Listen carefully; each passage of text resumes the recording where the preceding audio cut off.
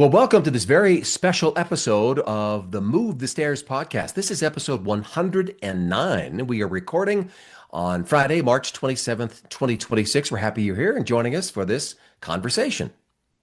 We're so thrilled to really talk today about journalists and their talents and how they bring those to the table so that they can move to new careers. And we know right now, new careers is something that a lot of journalists are looking into. And we've all recently done that. Some of us more recent than others, as we'll get into in a minute. But it's the resilience that we all have from working in journalism that really can make a huge difference. And that's one of the things we also always talk about. So I just want to talk to you about how unique and valuable and marketable you are. um, I started working with journalists after I got out almost 3 decades ago. Okay, let's just say there was no social media and there were Rolodexes for those of you that know. But anyways, it was a different time, but a lot of the same things still make a difference in finding that next job. And I had absolutely no idea where I was going to go and was asking the same question that I have heard so many journalists say. Being a journalist is what I wanted to do my whole life. What else? This is what I know. What else can I do? And the answer is so much. You have so much to bring to so many different types of careers. So that's what we want to talk about today. One of the resources that I used was a book called Rites of Passage, at 100,000 to $1 million. And it talked about executive career change. And each and every one of you is an executive, although you may not have thought of yourself that way. But the types of skills that you bring to the table are skills that the C-suite really and truly needs. What they talked about and what I did was two things. One is they talked about what are the skills and what do you love to do without putting a name to it? Do you love video production? Do you love writing? Do you like, organizing and spinning 12 plates at a time? What are those things? And when you go out and you start networking, and asking people for what I've used always is informational interviews, never asking for a job, just informational interviews. And someone says, well, what do you want to do? Instead of naming any type of a position, talk about those skills, because all of a sudden, the people that you're talking to, their minds are already working about who they know and what that means. Have a nice conversation about what they did on their journey. And this can all be done in 15 minutes. And I'm going to tell you, if you can do it on the phone and not on an email, that is huge. And then the last thing is to ask each person that you talk to for three people that they would talk to if they were in your shoes. Because now you've had your conversation, they've met you, they've heard about your skills. Who else would they talk to? And then ask them if they'd be interested in making a warm introduction for you. When I did this, literally 27 years ago, I spent 3 days and I had no idea where I was going or what I was doing. I had just left Channel 7.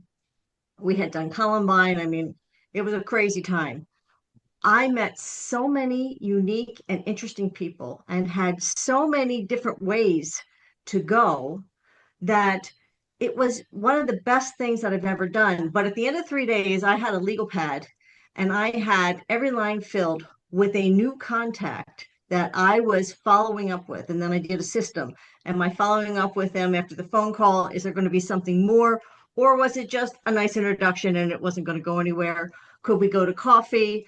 Everybody who I met for coffee got a handwritten note.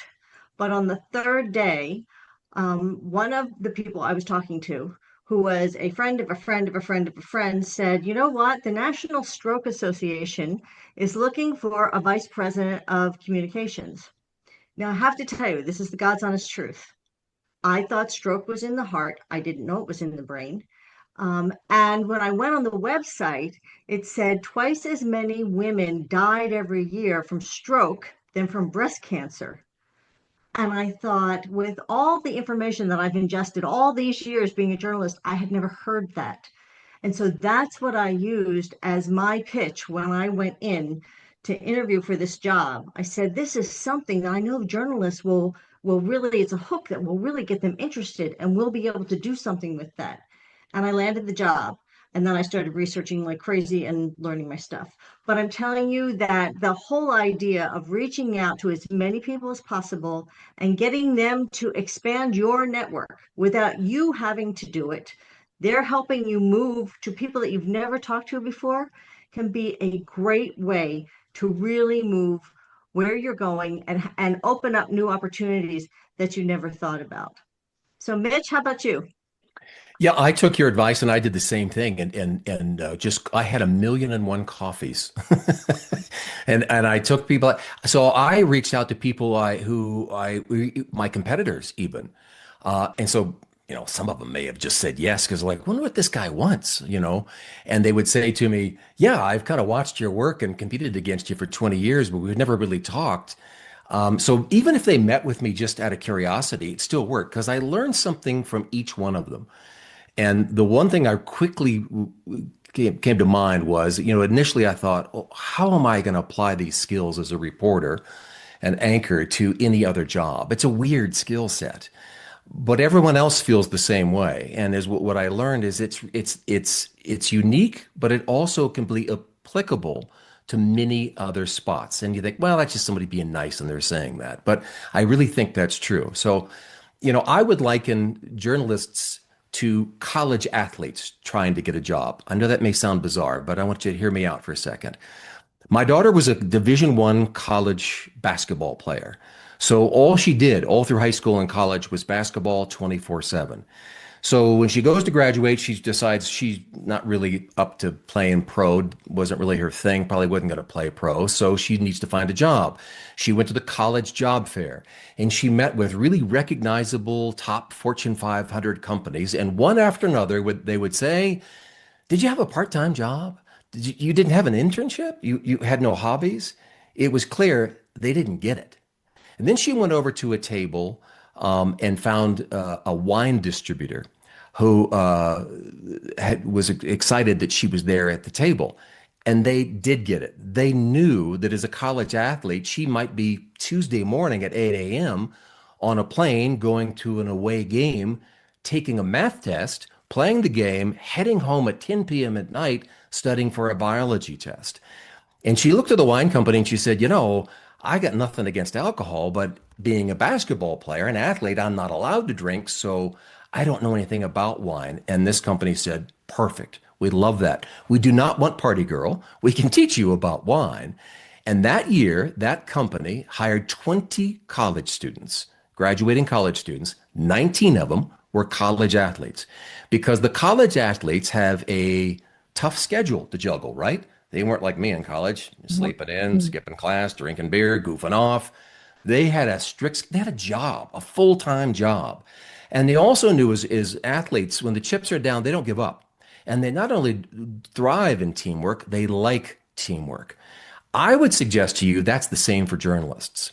So I would try to connect with employers who understand that as a reporter, director, producer, photographer, assignments editor, whatever it may be, you have to wear 10 hats every hour of every day and coordinate with 20 other people to pull off a successful news story or newscast or newspaper article. So when they say, gosh, I'm looking at your resume, it seems like you don't have any management experience. You can say, oh, no.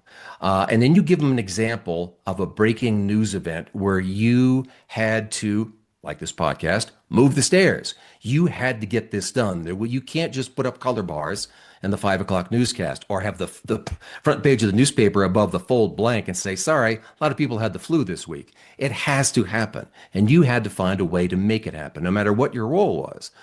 So I would recommend that you have two stories at the ready that last maybe a minute, 30 seconds, that demonstrates how nimble you are, how quickly you think on your feet, and how you resolve problems. Because when you go into that interview, they may not really understand. You were a 5 p.m. news producer in Chicago. What's that mean?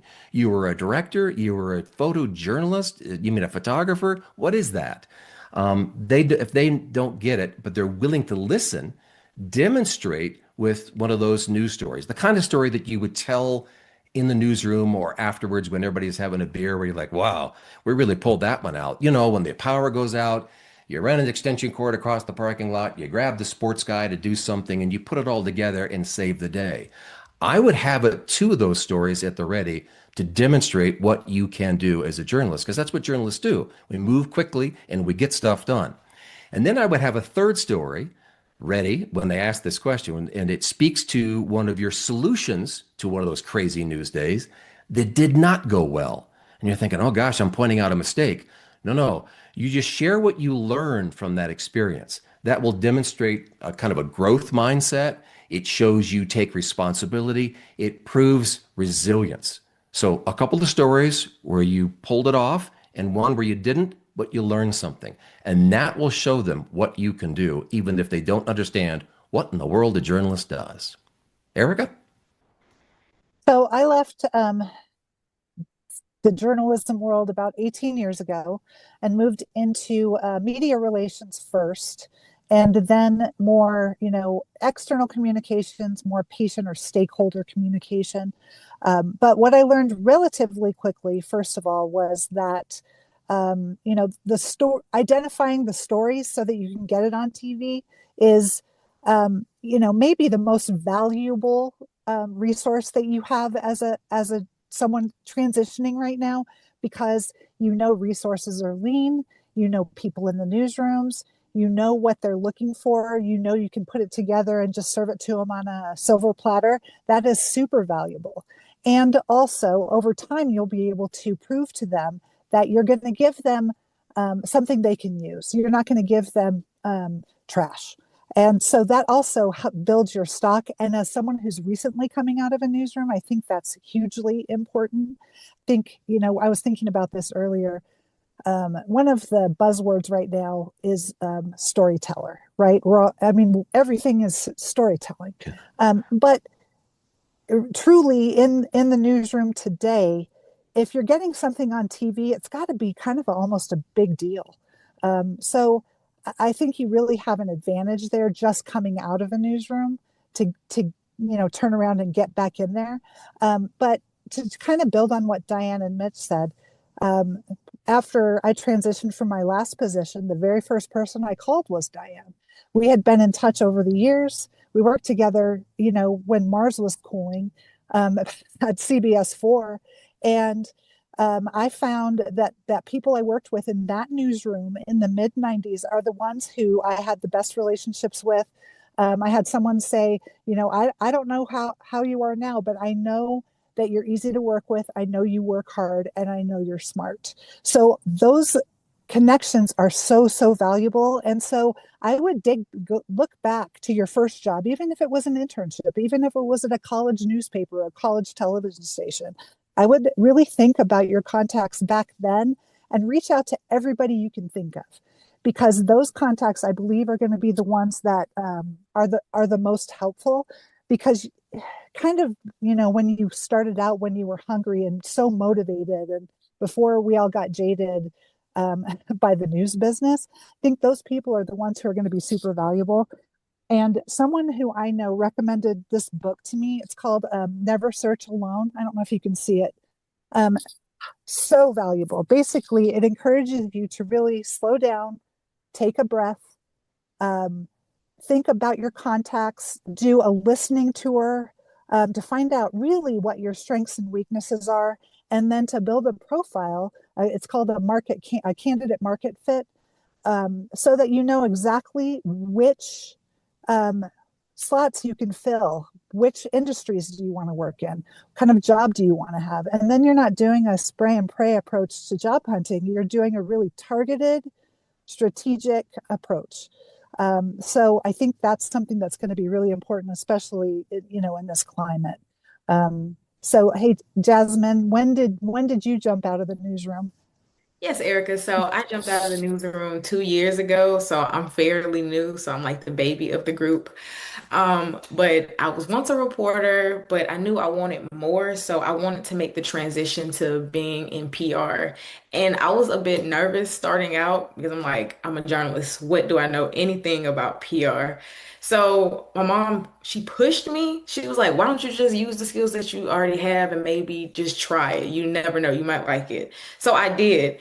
So working as a journalist, I made so many connections, and it's really important to not burn any bridges, because when I was a journalist, I spoke with a lot of PR pros, but I only stayed in contact with just a few.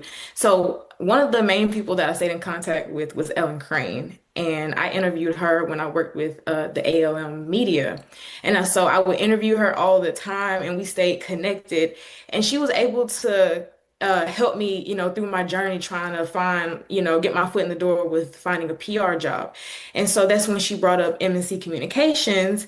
And so I looked more into the company and she said they have a role, just apply, just see what happens. And I applied and I got connected with the team and I've loved it so far. So that's why, as I say, it's always important to just keep those PR pros, stay connected, never burn any bridges. If I could give any advice to any Gen Zers or millennials, but mainly Gen Z, it's just to stay curious and never take no for an answer, because all those no's that you would come across, there'll be one successful yes that you come across, and you never know where it can take you. So just stay connected with those people that you have with you. Jordan, what about you? Thanks, Jasmine. Hi, everyone. I'm Jordan. I'm the PR director at MNC, and I'm still at the same company that I was in when I left news initially 6 years ago, right before the pandemic started. And the curious side about me and my skill set was actually coming from the meteorology side. I graduated in 2011 with a degree in atmospheric sciences. I've been working as an on-air TV broadcaster prior to exiting and joining the PR world. And what was fascinating about that journey is my future employer, my current employer, um, and she's on this call, recognized two items that I had in my skill set that I didn't know, could translate really well outside of the field of meteorology. And, number one, a very analytical brain. When you're used to looking at model data 7 days in a row and trying to take a really complex piece of information and distill it into something that you can tell in a broadcast for 3.5 minutes that doesn't, melt people's brains, is a skill that I knew I had, but I had no idea that it could translate to PR. And I think that that's a challenge that a lot of meteorologists have. You can say that, yes, I can take really highly complicated information, distill it into snackable bites, but I don't know how to get across that bridge to how it translates to this job or this field, this new career path that I'm looking at.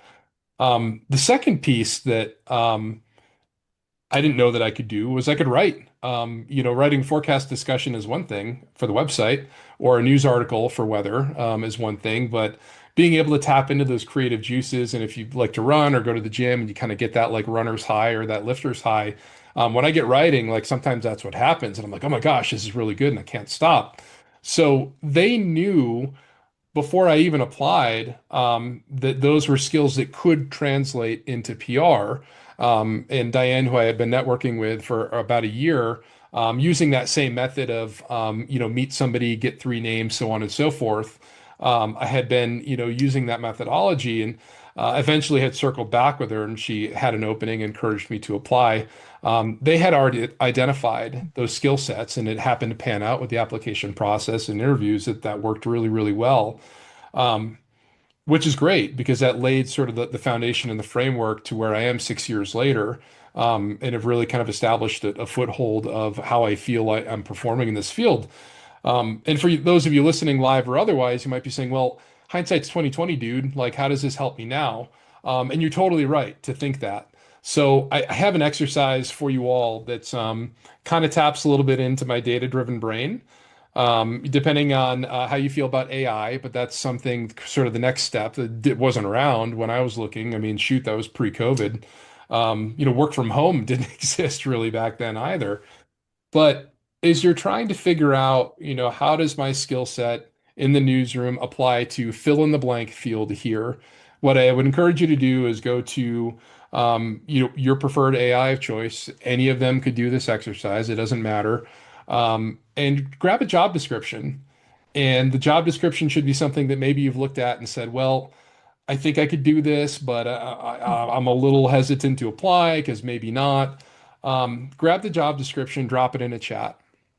And what I want you to do is tell the chat, explain who you are, what you do in news, and just be very explicit. I'm looking at careers outside of news. This is a job that I'm looking at. Here's the job description. I want you to interview me and ask me 10 to 15 questions about my role in this job, my responsibilities in this job, my strengths, my weaknesses, my accomplishments, my failures, and help me analyze where I am performing well with the skill set for the job description, and where I'm not going to perform well.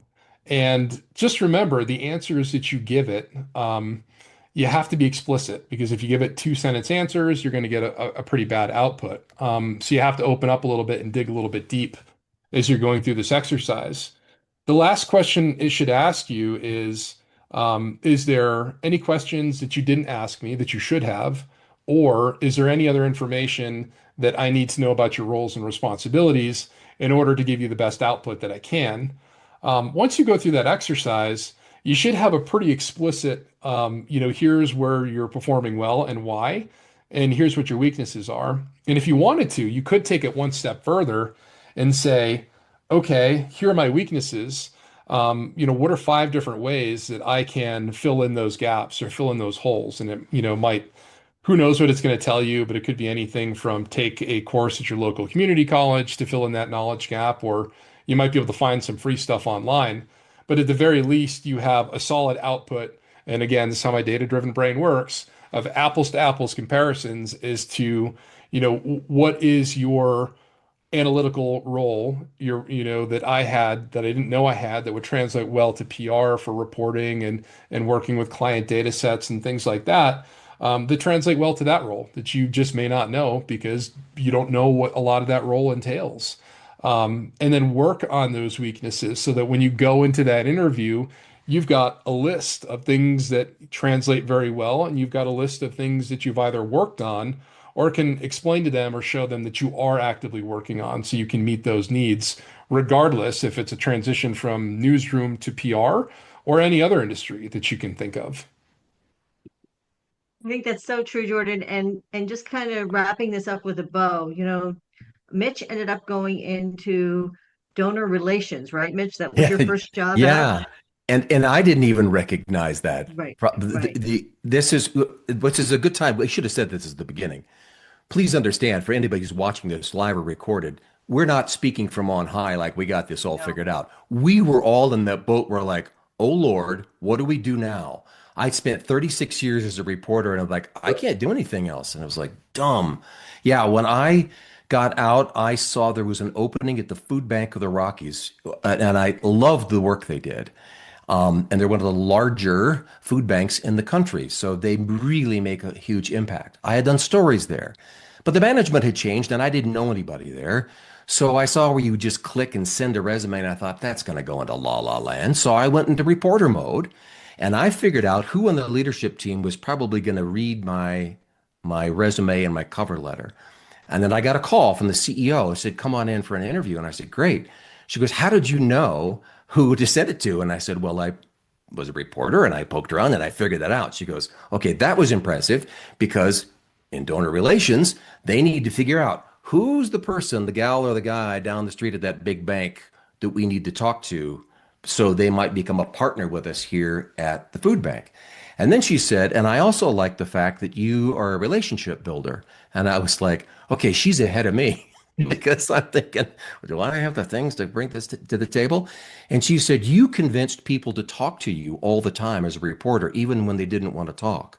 And that's what we need in development. We need you to build relationships. So we form partnerships, not just ask for money, not make it transactional, but make it partnerships. So we together help the community. And so I did and did fine at that job. But it's funny that I didn't recognize that in myself. She did. So see, you Exactly. do have the stuff, is what I'm trying to tell you. Yeah. We've had people that I've worked with, reporters who went into sales and were incredibly Yeah. successful. I had one reporter who came to me and said, again, I've been a reporter. What the heck am I going to do? And so we talked about all the time she had to sell somebody to do a story. Think of all the times you had to talk to somebody and get them to do a story. And the one that I reminded her of was, it was a very sad story. A grandfather had run over his grandson who was on a trike behind the car. It was a terrible accident. And we did a story on that little boy through his grandfather's eyes. And it was we were very careful in how we said, if you want to do this, this is what we could do, and we could honor your grandson this way. And that's exactly what we did. But it clicked in her mind. She went to Mary Kay. She ended up in 1 year getting the pink Cadillac because she found out she could sell like crazy using all the skills that she had. The management skills and the organizational skills that reporters have are unbelievable. The fact that reporters can and journalists can pivot.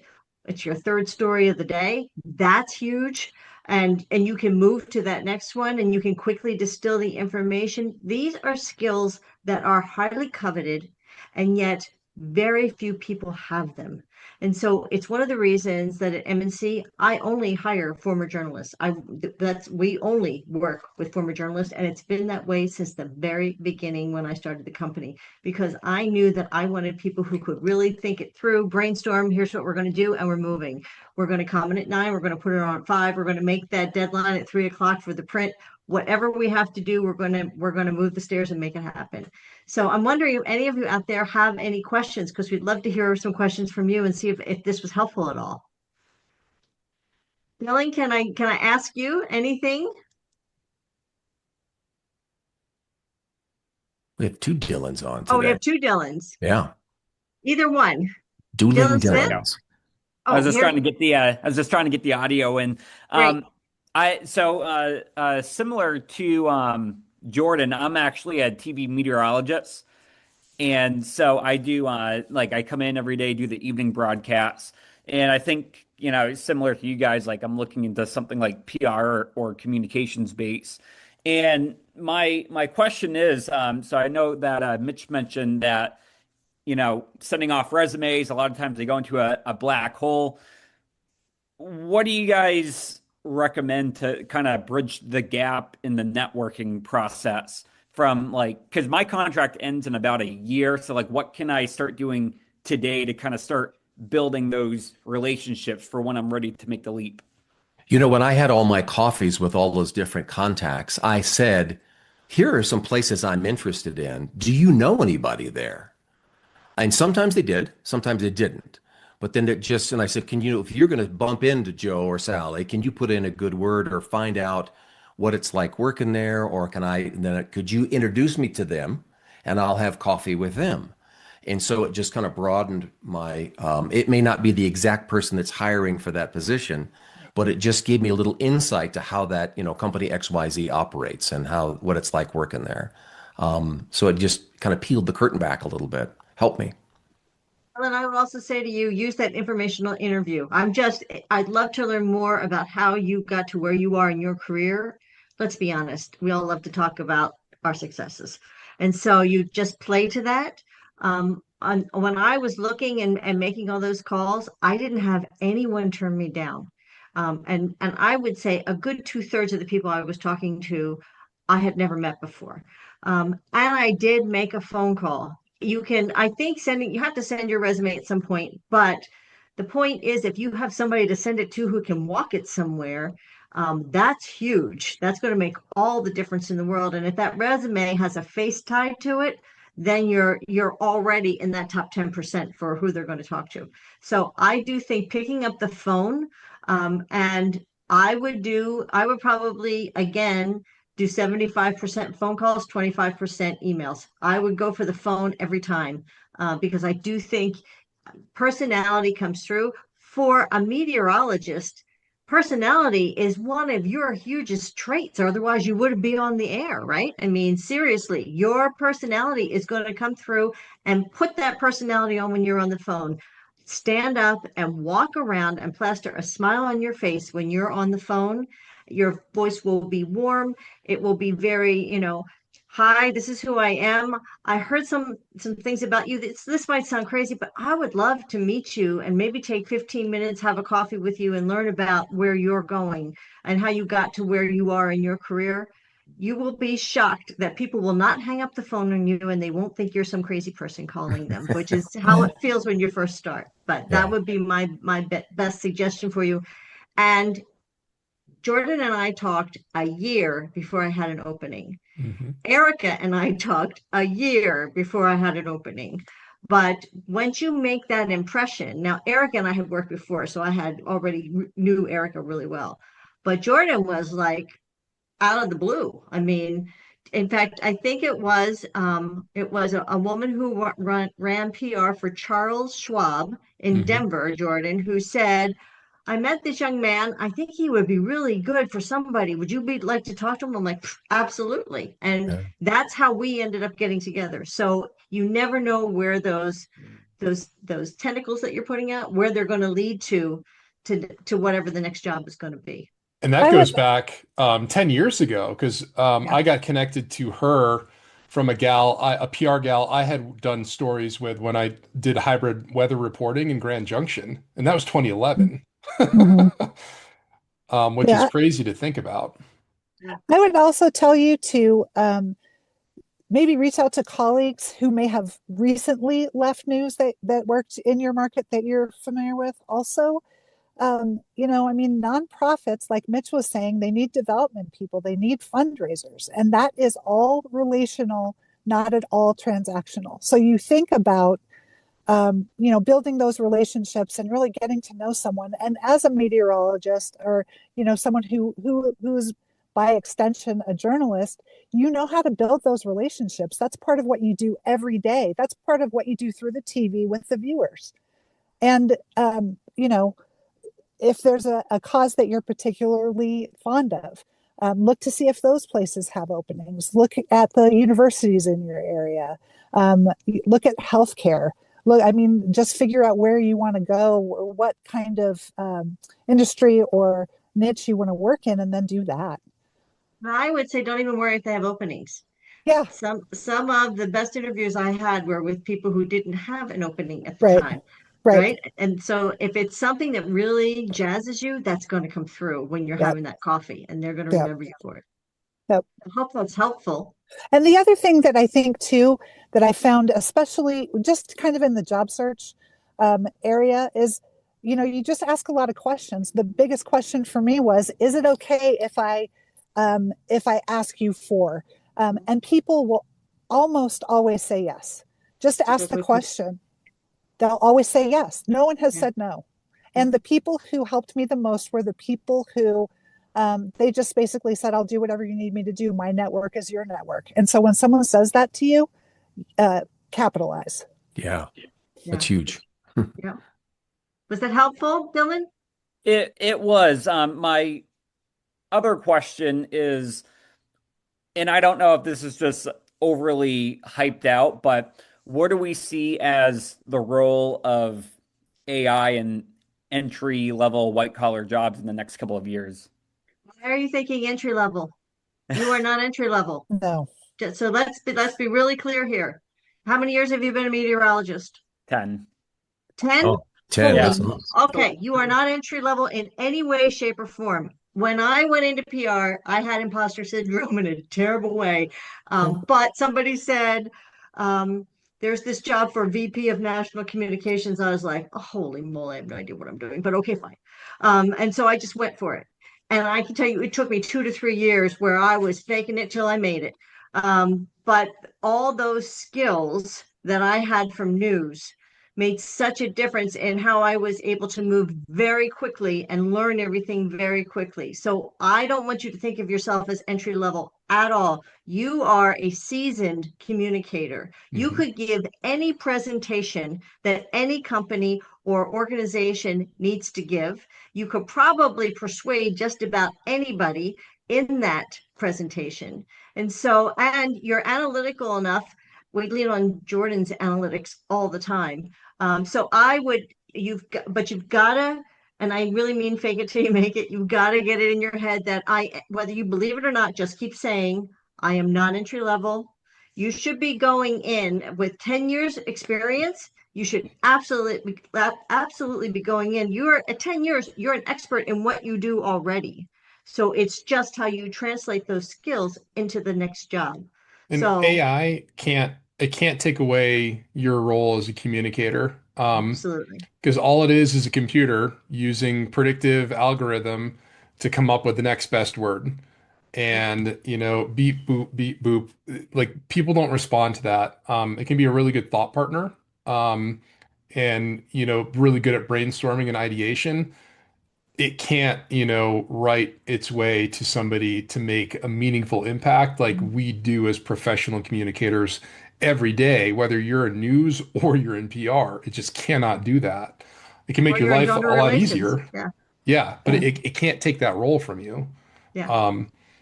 So I don't worry about AI in that sense, for us in our field. Yeah, it can't read the room, which is what you No. are, I mean, so that's what you are so good at, is identifying what people are going to connect with and what information that they need to hear, and the so what and the why do I care and all of that. It can't do that. When Right. you're on the air, how many times did you go from a 4 minute weathercast to you got 90 seconds?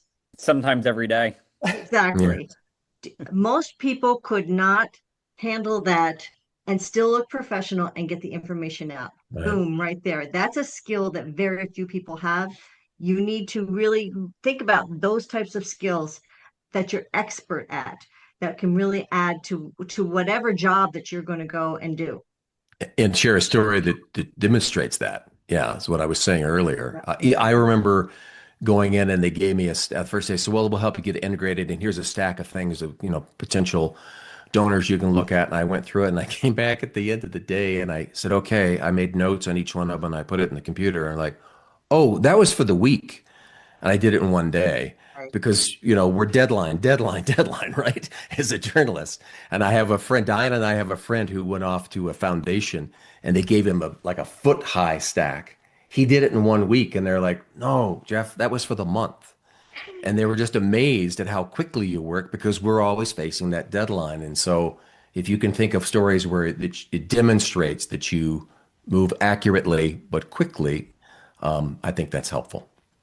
You have the initiative. Dylan Smith has a question in there. It says, is too much experience a hindrance in the hiring market? I don't know if it's too much experience. I think, unfortunately, there is age discrimination. I think that happens. Mhm. I did a couple of interviews where I think, oh man, I could do this job easy peasy. I went to one. It was one in town and here in Denver, and the gal didn't ask any questions, and she was probably younger than my daughter. And I know what was going through her head is, oh gosh, these people I'm interviewing all have like 10 times the experience that I do. It wasn't just me, it was the whole room of us. And so I don't think any of us ended up getting the position. So yeah, that happens. So, but to Dylan's question, is too much experience a hindrance? I don't think so. What do you all I think? think I don't think it is a hindrance, but I do think that sometimes you have to correct for, why is she applying for a director job when she used to be an executive director? Or why Mm, is she applying? And I think you need to answer that question kind of preemptively, that you're intentionally looking for position X for reasons A, B, and C, so that they're not making assumptions about what your motives are. Yeah. I think that's a good point. I think you should bring that up, Dylan Smith, since you asked that question, because I remember helping a business here in town that was rather small, trying to hire for a new position. And a couple of the people came in, their resume was like, holy mackerel. To me, I thought they're so overqualified. So I wanted to hear from them. Why would you take this position? And I sort of kind of got it after I asked a couple of questions that they wanted to stay in Colorado, they wanted to change lifestyle, be closer to the kids, whatever the reason was. But initially, when I looked at it, I'm like, wow, this person's way, way above what we need. Why would they want this? Is there something wrong? So if that's the hindrance maybe you're thinking of, maybe it's worthy of saying the reason I'm applying for this, or the reason I want to work for you, or the reason this interests me is, and then kind of fill in the blank. Yeah, I think I that think, really that's where storytelling can really come in handy. yeah, So Hmm. I if was just you going to say Yeah. that. You can I, give an example of, this is what my life is. I can tell you when I left Channel 7 as a news director, I remember my doctor saying, "You're going to end up in the hospital." And I did. And it was, I mean, the bottom line was the stress level. Mitch and I were there during Columbine, and that stress level did not let up for quite a long time. The stress level was such that it began to weigh me down so hard, and so it was in that situation, I would say it was easier for me to go to a totally different area, which was National Stroke Association, um, and have a story about what I could bring to them that would be unique so that they could see where my skills were there, but it wasn't where this is what I just came from and this is what I just did. Not that I mean that you would say that in any way, shape, or form, but you're absolutely trying to get into their heads and say, I really would enjoy working with you because this is the reason, and this is how I see I could help your life, and it would really help mine as well. I think that's a great way to kind of position it if that helps you. I don't have the chat up, so I can't see. There's no other. I don't see any other Oh, questions. here he Oh, there's comes. one. Yeah. Yeah, Yep. Oh, his appreciate the show starts insights. at 4, so he has to get ready. Yeah, okay. Go, Dylan, go. Go get ready. Go get ready. Don't miss deadline, man. I remember once interviewing when I Oh, was in you've got news and 7 minutes. Give me a break. come No. on. I remember getting an interview and I got a call from a news director from another station. I thought, oh, that's a pretty cool city. And I looked up the clock and I calculated the time difference and I realized you're in the middle of your 5 p.m. broadcast. You're the news director. Why are you talking to me? You should be watching your It's a good newscast. sign, I thought, right? I probably don't want to work for that news director. Right. Yeah, pay attention to your own newscast. So uh, it's funny. Yeah, the other thing that I think is if you do kind of going back to what Brian was talking about, I think if you do decide to change, it can be very rewarding. Jasmine, you want to talk a little bit, just real quick, about SLBTC? Yes, so I work with I lead the Saving Lungs Behind the Chair program, which it targets the Black community, and we talk to hairstylists about why early detection, getting screened early is very important. And so the company, not the company, the program, it actually won an award, and it's been rewarding for me because, like I said, transitioning from journalism to being in PR, I never thought I would be able to lead such a successful program and getting to spread the word and being and serving like having an impact on people is it means a lot to me. So I don't know, being in PR, I know how to story tell. I love to connect with people. And if you have a great personality and if you're really strategic and know what you're doing, you can make it anywhere with I PR. agree. Yeah. And I think that having that impact that we all enjoyed, I think I can say across the board, that impact that you have when the tornado is coming and you're telling the families you got to get to the basement because your safety and you know that you're making a difference, or on the public radio when you get the time to really delve into stories and really talk about why they matter and somebody hears that and they do something because of that.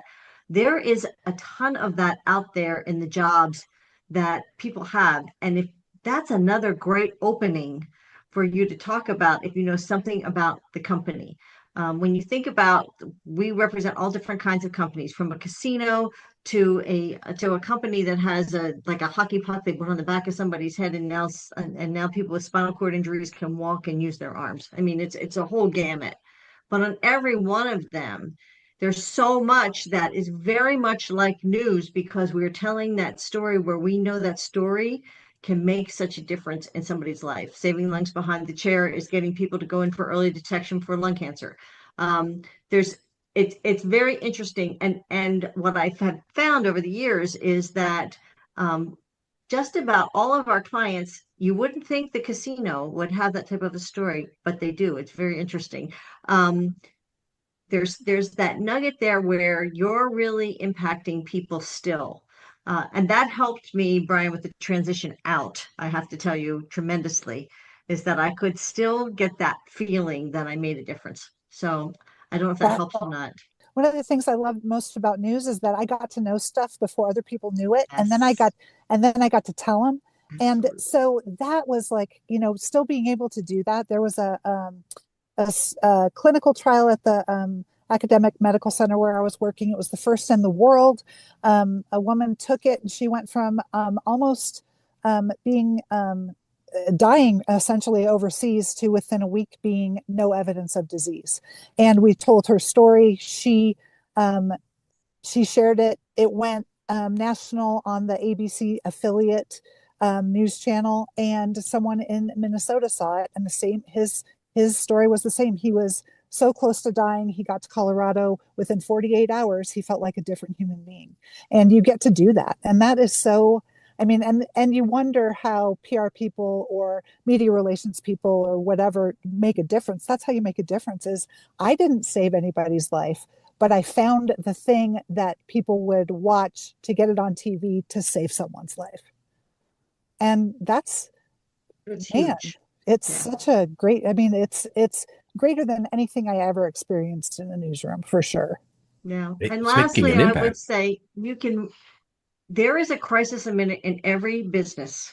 And we work with them. We do a whole thing called brand protection PR where we forecast what's going to happen. We're ready for whatever happens. And it could happen from anything on social media to there's a protest and the crowd goes by the store and they decide they're going to ransack the store. And what are you going to do there? To in Colorado, we've been talking to our clients. Are you ready for the fires? And not just for your business, but how will you react and help your community? Um, to be the person, no matter what your title is in a company, who knows how to deal with crisis is priceless, Yeah. absolutely priceless. And I can tell you, no matter what level you go in, if you can be the person who doesn't freak out, already thinks, okay, blocking and tackling, I need to do this and this and this. And Dylan, for you and is the other Dylan still here? But Dylan, tell me your last, how do you say your last name? Robichaud? Robichaud. Robichaud. Okay. And I knew this from Jordan too.